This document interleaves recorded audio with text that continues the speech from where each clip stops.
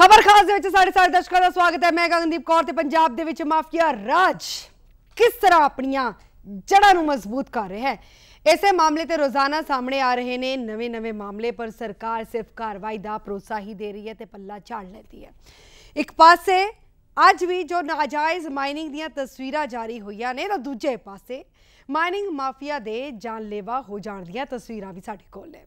अजिहे दे विच सवाल यही उठदा है कि पंजाब दे विच है माफिया राज।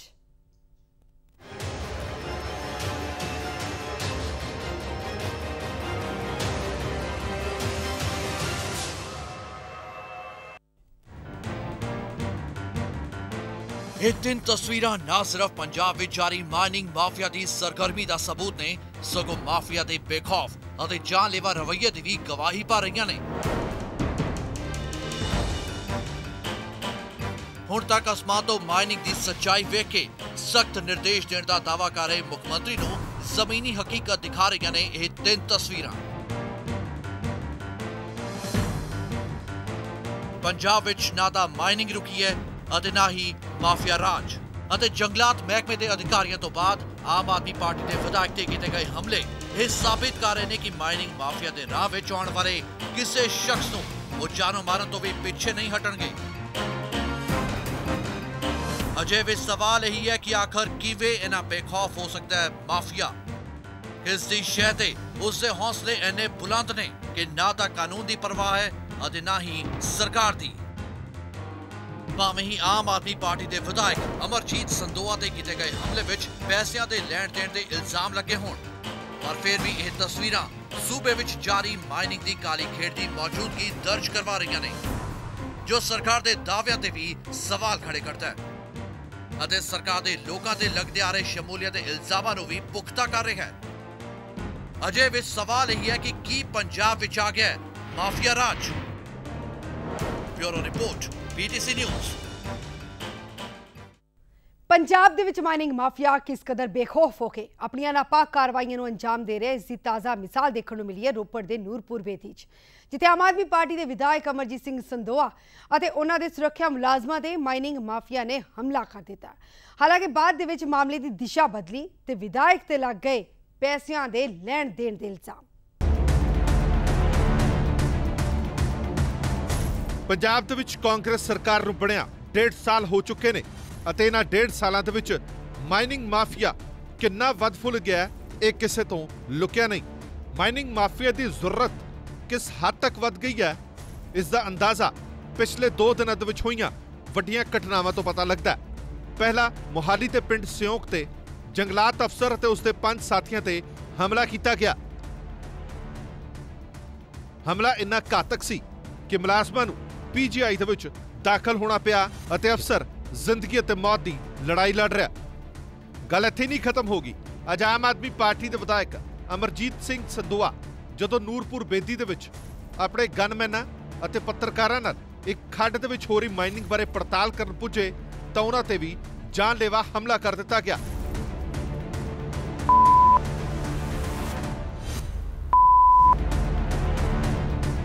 ਮਾਈਨਿੰਗ ਦੇ ਬੇਖੌਫ ਕਾਰਕੁਨਾਂ ਵੱਲੋਂ ਵਿਧਾਇਕ ਅਮਰਜੀਤ ਸੰਦੋਆ ਅਤੇ ਉਸਦੇ 2 ਗਨਮੈਨਾਂ ਨੂੰ ਕੁੱਟਿਆ ਗਿਆ ਅਤੇ ਉਹਨਾਂ ਦੀਆਂ ਪੱਗਾਂ ਵੀ ਲਾ ਦਿੱਤੀਆਂ ਗਈਆਂ।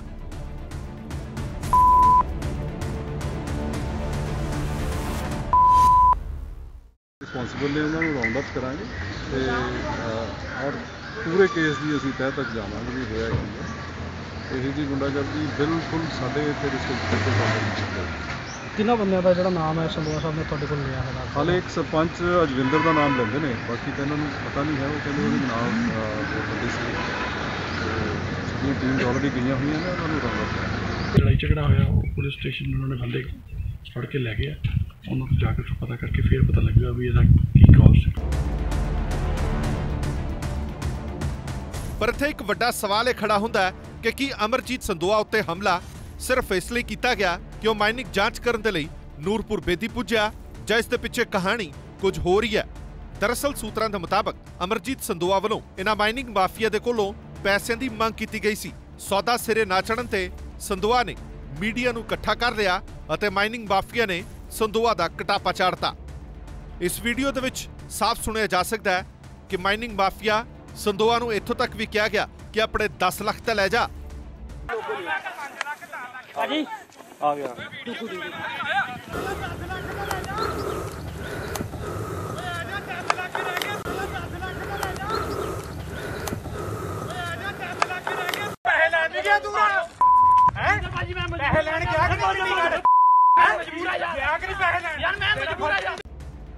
ਇੰਨਾ ਹੀ ਨਹੀਂ, ਇਹਨਾਂ ਕਾਰਕੁਨਾਂ ਦਾ ਇਹ ਵੀ ਦਾਅਵਾ ਹੈ ਕਿ ਸੰਦੋਆ ਵੱਲੋਂ ਵੀ ਮਾਈਨਿੰਗ ਦੇ ਕੰਮ ਦੇ ਵਿੱਚ ਆਪਣਾ ਪੈਸਾ ਲਗਾਇਆ ਗਿਆ।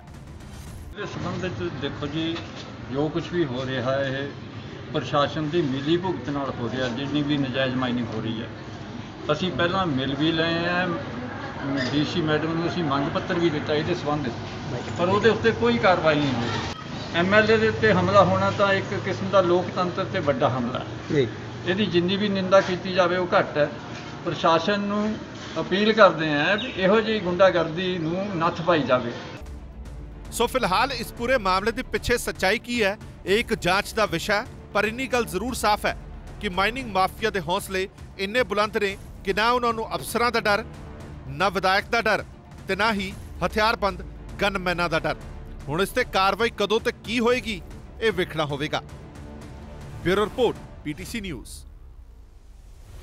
ਆਮ ਆਦਮੀ ਪਾਰਟੀ ਦੇ ਵਿਧਾਇਕ ਅਮਰਜੀਤ ਸਿੰਘ ਸੰਦੋਆ ਅਤੇ ਉਹਨਾਂ ਦੇ ਸੁਰੱਖਿਆ ਮੁਲਾਜ਼ਮਾਂ ਤੇ ਜਿਸ ਤਰ੍ਹਾਂ ਦਾ ਹਮਲਾ ਹੋਇਆ, ਉਸ ਤੋਂ ਬਾਅਦ ਭਾਵੇਂ ਕਿ ਸਰਕਾਰ ਹਮਲੇ ਦੀ ਨਿਖੇਧੀ ਕਰ ਰਹੀ ਹੋਏ, ਪਰ ਵਿਰੋਧੀਆਂ ਨੂੰ ਮੌਕਾ ਮਿਲ ਗਿਆ ਹੈ ਪੰਜਾਬ ਸਰਕਾਰ ਨੂੰ ਘੇਰਨ ਦਾ, ਕਿਉਂਕਿ ਸਰਕਾਰ ਦੇ ਦਾਅਵੇ ਇੱਕ ਵਾਰ ਫਿਰ ਤੋਂ ਖੋਖਲੇ ਨਜ਼ਰ ਆ ਰਹੇ ਨੇ। ਹਮਲਾ ਇਸ ਤੋਂ ਬਾਅਦ ਤੁਸੀਂ ਕਿਸ ਚੀਜ਼ ਦਾ ਇੰਤਜ਼ਾਰ ਕਰਦੇ ਹੋ? ਜੇ ਤੁਹਾਡੇ ਬਸ ਦਾ ਕੰਮ ਨਹੀਂ ਹੈ ਤਾਂ ਤੁਸੀਂ ਇਹਨੂੰ ਛੱਡ ਦਿਓ, ਕਿਸੇ ਏਬਲ ਬੋਡੀਡ ਬੰਦੇ ਨੂੰ ਦਿਓ, ਕਿਸੇ ਯੰਗ ਬੰਦੇ ਨੂੰ ਦਿਓ, ਜਿਹੜਾ ਲਾ ਐਂਡ ਆਰਡਰ ਹੈ ਉਹ ਸੰਭਾਲਣ। ਮੰਤਰੀ ਨੂੰ, ਮੁੱਖ ਮੰਤਰੀ ਨੂੰ ਰਿਜ਼ਾਈਨ ਕਰ ਦੇਣਾ ਚਾਹੀਦਾ, ਹੋਰ ਕੁਝ ਨਹੀਂ ਕਰ ਸਕਦੇ। 1.25 ਸਾਲ ਹੋ ਗਿਆ, ਮਾਫੀਆ ਵਧੀ ਜਾ ਰਿਹਾ, ਗੁੰਡਾ ਰਾਜ ਵਧੀ ਜਾ ਰਿਹਾ। ਇਹ ਬਹੁਤ ਵੱਡਾ ਚਿੰਤਨ ਦਾ ਵਿਸ਼ੇ ਹੈ, ਕਿਉਂਕਿ ਸਭ ਤੋਂ ਵੱਡੀ ਪਾਵਰ ਲੋਕਾਂ ਦੀ ਸਰਕਾਰ ਦੇ ਵਿੱਚ ਲੋਕਾਂ ਦੇ ਨੁਮਾਇੰਦਿਆਂ ਨੂੰ ਹੁੰਦੀ ਹੈ। ਔਰ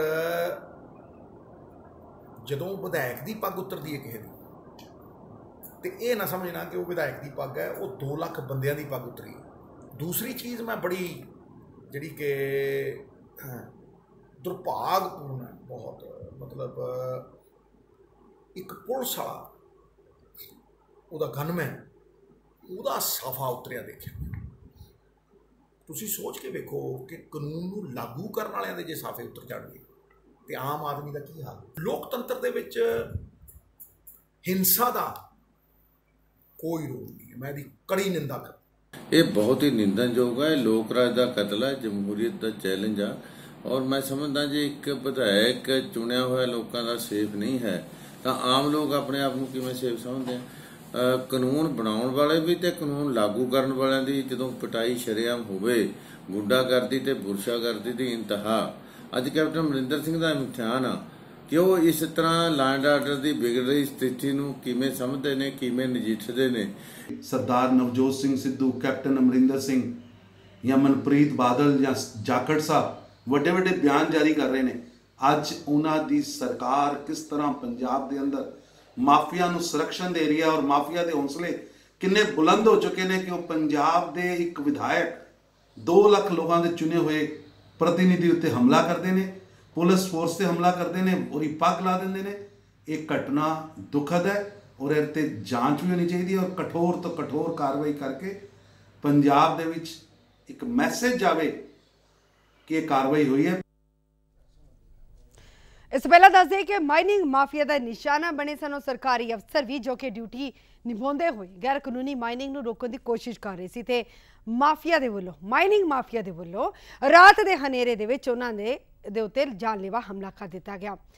ਭਾਵੇਂ ਕਿ ਪੁਲਿਸ ਨੇ ਮਾਮਲੇ ਦੇ ਵਿੱਚ ਮੁਲਜ਼ਮ ਗ੍ਰਿਫਤਾਰ ਕਰ ਲਏ ਹੋਣ, ਪਰ ਮਾਈਨਿੰਗ ਮਾਫੀਆ ਦੇ ਬੇਖੌਫ ਹੌਸਲਿਆਂ ਦੀ ਸੱਚਾਈ ਬੇਪਰਦਾ ਹੋ ਗਈ ਹੈ। ਪੰਜਾਬ ਵਿੱਚ ਰੇਤ ਮਾਫੀਆ ਦੇ ਬੇਖੌਫ ਹੌਸਲੇ ਦੀ ਮਿਸਾਲ ਬਣੀ ਇਸ ਵਾਰਦਾਤ ਨੂੰ ਸੁਲਝਾਉਣ ਦਾ ਦਾਅਵਾ ਕੀਤਾ ਗਿਆ, ਜਿਸ ਮਾਮਲੇ ਵਿੱਚ ਕਾਨੂੰਨ ਦੀਆਂ ਧੱਜੀਆਂ ਉਡਾਈਆਂ ਗਈਆਂ, ਡਿਊਟੀ ਕਰ ਰਹੇ ਅਫਸਰਾਂ ਤੇ ਜਾਨਲੇਵਾ ਹਮਲਾ ਕੀਤਾ ਗਿਆ। ਉਸ ਮਾਮਲੇ ਦੇ 4 ਮੁਲਜ਼ਮ ਪੁਲਿਸ ਦੇ ਅੜਿੱਕੇ ਚੜ ਚੁੱਕੇ ਨੇ। ਸਤਪ੍ਰੀਤ ਸਿੰਘ, ਸਤਵਿੰਦਰ ਸਿੰਘ, ਜਗਜੀਤ ਸਿੰਘ ਅਤੇ ਇੰਦਰਜੀਤ ਸਿੰਘ ਨੂੰ ਮੋਹਾਲੀ ਪੁਲਿਸ ਨੇ ਮੁੱਲਾਪੁਰ ਚੌਕ ਦੇ ਨੇੜਲੇ ਪਿੰਡ ਤੋਂ ਗ੍ਰਿਫਤਾਰ ਕੀਤਾ, ਜਦਕਿ ਇਹਨਾਂ ਦੇ 2 ਸਾਥੀ ਅਜੇ ਵੀ ਫਰਾਰ ਨੇ। पुलिस का दावा है कि मुलजमां कोलों वारदात वेले इस्तेमाल की गई ट्रैक्टर ट्राली और i20 कार भी बरामद कर ली गई है। 4 अक्यूज फड़े ने जिन्हां दे नाम है सतविंदर सिंह, इंद्रजीत, जगजीत एंड सतप्रीत। इन चारों को असी हजे अरेस्ट किया है। 2 हजे भी वांटेड है, जिसमें लवप्रीत और अमृत, ये 2 बंदे सेम पिंड के सानू वांटेड है। ये रिगार्डिंग जी i20 यूज हुई सी ट्रैक्टर वो असी रिकवर कर लिया है। इन्हों का जोड़ा मेन कारण ये सीगा कि ये रात को उत्थे माइनिंग करना चाहते थे तो जोड़े फॉरेस्ट अफसर है ये माइनिंग रोकते थे। तो इस तैस में आके इन्होंने मतलब मिली भुगत करके इन्होंने सट्टा मारिया तो वो जोड़ा है अजे एडमिट है, जोड़ा दविंदर सिंह एडमिट है। हजे 72 घंटे उसको ऑब्जर्वेशन पे रखा गया ICU में। मामला मोहाली दे मुल्लापुर दा है, जिथे रेत माफिया दे सरगर्म होने की गुप्त सूचना मिलन ते जंगलात महकमे वालों नाका लाया गया सी अते जदों रात वेले रेते नाल भरिया ट्राला उत्थों लंघ रहा सी तां उसनूं रोकण आए अफसरां उत्ते ट्राले दे ड्राइवर अते उसदे नाल चल रही एक i20 कार विच सवार लोकां ने जानलेवा हमला कर दिता। यह हमला इन्नी बेरहमी नाल कीता गया कि अफसर बुरी तरह नाल जख्मी हो गए, जबकि ब्लॉक अफसर दविंदर सिंह ता हस्पताल विच जिंदगी अते मौत दी जंग लड़ रहा है। 10:30 बजे का टाइम सीगा जी ते असी इधर पड़छ सूक दे कोल असी नाका लाया सीगा ते कोई रेते की ट्राली की इनफॉर्मेशन सीगी जी साडे कोल ते जदों ट्राली असी रोकी जी साडे कोल आई ते नाल उन्हां दे एक गड्डी दे विच 5-6 जने सीगे जिन्हां ने सानूं ट्राली रोकदे सार साडे ते हमला करता जी, उन्हां लाठियां नाल ते रॉड नाल जी ते जिन्हां साडे 2 साथी जिहड़े हैगे वो जख्मी ने जी। इस मामले तो बाद सरकार जागी अते जंगलात मंत्री साधू सिंह धर्मसोत ने ऐलान किया कि वो अपने अफसरां नूं हथियार दिवाउण दी मंग भी करनगे तां जो हमला होण ते मुकाबला भी किया जा सके। बिना हथियारां तो राखी नहीं होनी और कैबिनेट दे विच असीं अपना ये जिहड़ा मसला लिजा के हथियार घट्टो घट्ट साडे हथियारबंद बंदे होण, दूजिआं नूं खतरा होवे। हाले तो उन्होंने यही पता भी इन्हां कोल कोई असला नहीं है, सोटियां होणगियां। जदों साडे कोल कोई हथियार होएगा उन्होंने डर होएगा, इहदा असीं इंतजाम करांगे। अगर ये काम चलाउणा है, चोरां नूं रोकना है, वड्डे वड्डे माफिया नूं रोकना है तां ताकत देनी पेगी, वरना नहीं जंगल नहीं बचणगे। मंत्री साहब भावें हुण जागे होण पर विरोधी सरकार ते एक कह के हमला कर रहे ने कि जदों सरकार दे अपने ही लोग नाजायज माइनिंग दी काली खेड़ विच शामिल होण तां कार्रवाई किवें होवेगी। सारी कांग्रेस के मंत्रिमंडल ते टीम MLA सारे माइनिंग लगे हैं, वो उन्हां दा इन्ना हो गए कि हुण दे डोंट केयर ऑफ, कहते गवर्नमेंट कुछ मर्जी कर लो। जे अफसरां नूं कुट्टण इकला पहला इंसिडेंट नहीं, कई इंसिडेंट हो गए अफसरां नूं कुट्टण दे आ माइनिंग माफिया दे। आ सारा मिनिस्टर मानिया लीड कर रहे, जे माइनिंग माफिया नूं मिनिस्टर लीड करते होण फिर उन्होंने कोई परवाह नहीं। पुलिस भावें 4 मुलजमां नूं काबू कर अपनी पिठ थापड़ रही होवे पर रेत माफिया दी सूबे विच सरगर्मियां लगातार जारी ने। ये गल एक बार फिर साबित हो गई है अते सरकार वालों इस बारे कोई भी प्रतिक्रिया नहीं दी गई। अमृतसर तो सुप्रीत कालो दे नाल दलजीत सिंह, PTC न्यूज़ मोहाली। सो इस दे नाल फिलहाल एक छोटी जी ब्रेक दे लई रुकांगे ते ब्रेक तो बाद साडे दर्शकां नूं दिखावांगे कि किस तरह पंजाब दे विच कई थावां ते प्रशासन दी नक्क दे हेठ जा रही है माइनिंग दी काली खट।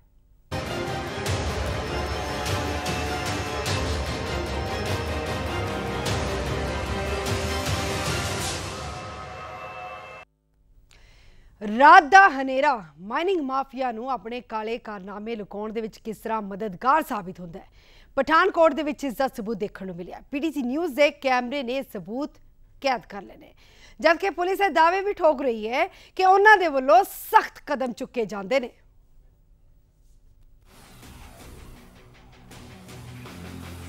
ये तस्वीरां नजायज़ माइनिंग दी काली कहानी नूं बयान करन लई काफ़ी ने कि किस तरह रेत माफिया रात दे हनेरे च बेखौफ ते धड़ल्ले नाल नजायज़ माइनिंग कर रहा है।